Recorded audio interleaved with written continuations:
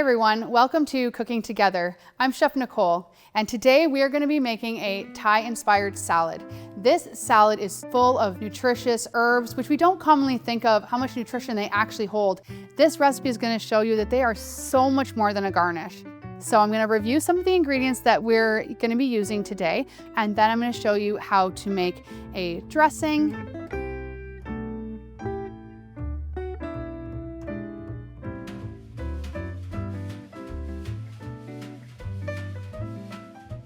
We have thoroughly washed all of our fruits and vegetables, even the ones that we've peeled. So even though you're not seeing it as we're doing this video, just know that we have taken care of that ahead of time, and you'll want to as well. So let's get started. So here we have a red cabbage. We've got some controversial cilantro happening right here. Grape tomatoes, we're gonna just cut those in half. We've got some lovely basil. I'm gonna show you how to do a beautiful chiffonade with that. Mint. And we can just tear these into pieces and it's going to go right into our salad. The mango that I've already peeled. And then we've got some avocado. Green onion hiding just underneath. And I'm going to show you how to cut those on the bias, just add some visual interest to the salad. One final ingredient. Over here we have our pre-grated carrots. For the cabbage, we just want our rocker knife. We're going to use the tip to the belly of the knife. We're going to put our fingers on the bolster, wrap it around. We're gonna always use the claw for safety, which is just bending your fingers in and tucking your thumb back and out of the way. That way you can be sure that your fingers are not gonna become the secret ingredient in anything that we're making.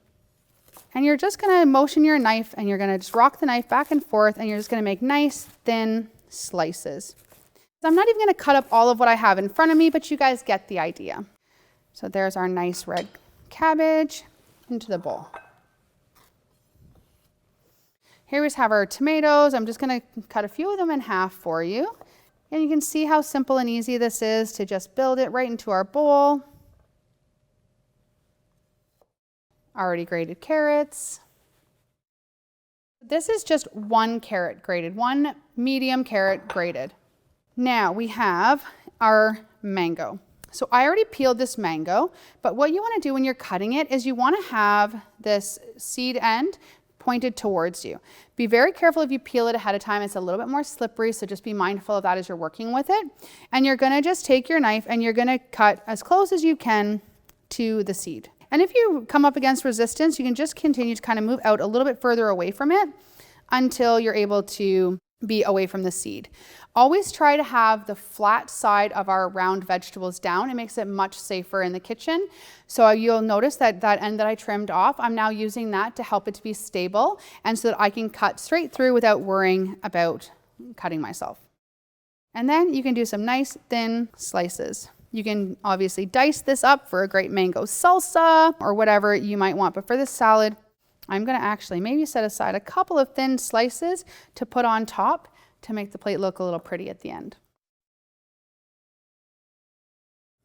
So let's talk about our avocado. This one is just ripe enough to eat. Again, we're gonna use kind of that seed end facing towards us, and we're gonna put our knife in, okay? And then you can just rotate your avocado all the way around the seed.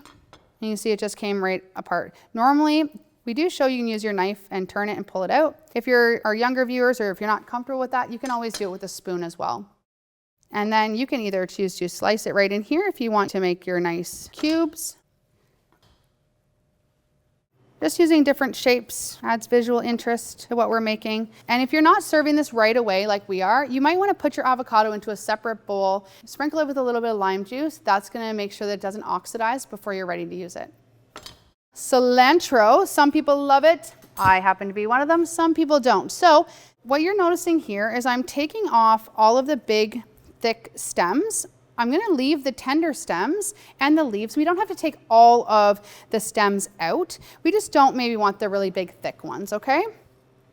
We don't have to be really fancy about how we're cutting it or chopping it. We can kind of just make a little pile, roll it up, and just run our knife through it. And I am gonna go ahead and put that on the side so that some of the family who doesn't enjoy cilantro will be able to still enjoy the rest of the salad.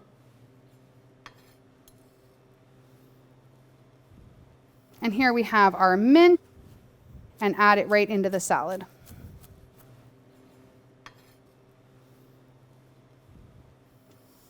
So green onions, you can use all of the white part and all of the green, okay? You just want to trim off the dry ends. And then what I like to do for plating is to put your green onions on an angle and cut them on what's called the bias. It is really nice for playing with different plating. And you can see you got some nice shapes happening here. So again, I'm going to put some of this in here, and then my next one, I'm going to keep a couple off to the side, again, just for when I want to plate. Our last ingredient for our salad is our basil.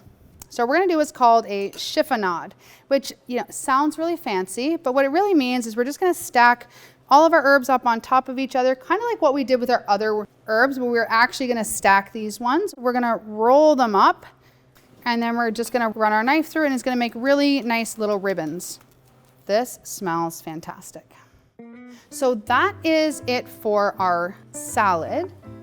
And then we're going to move on to the dressing.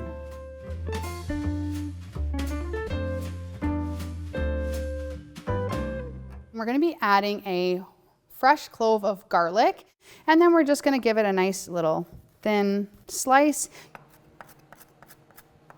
Going to add this, and I'm putting it right into the measuring cup to make it for easy pouring onto the salad, so I don't have to worry about it spilling. And then my ginger, you can grate your ginger, you can just slice it by hand. You can modify these recipes a lot. You can use more garlic, you can use more ginger, you can use more spice. So as you know, we already have our ginger and garlic in here. If you didn't have fresh garlic, you could use the jarred pureed garlic. You could use the powdered ginger in here as well.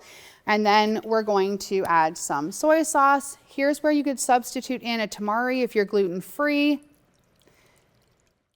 We have our cute little honey bear here for a little bit of sweetness. And if you don't happen to have sriracha on hand, another great substitution for that would just be some chili flakes. I'm going to do a squeeze of lime. So we're going to do about a tablespoon or two, which would be the equivalent to one fresh lime. I like sriracha, so I'm going to put it in. A little squeeze there. Some sesame oil. And then we're going to finish it off with just a little bit of olive oil. And there you have it. A nice, easy dressing with things that most people probably have in their pantry. One little tip, we should always taste our dressings before we pour it on. And a great thing is to use a leaf or a green or something from your salad recipe when you're tasting it. Give it a little toss. Oh, look at those colors. I can't wait to dig into this. And there you have it, a beautiful Thai-inspired salad with a sesame dressing. This recipe is perfect for midweek, it's perfect for company, it is perfect for chefs of all ages and families to enjoy. I look forward to you guys trying this one soon.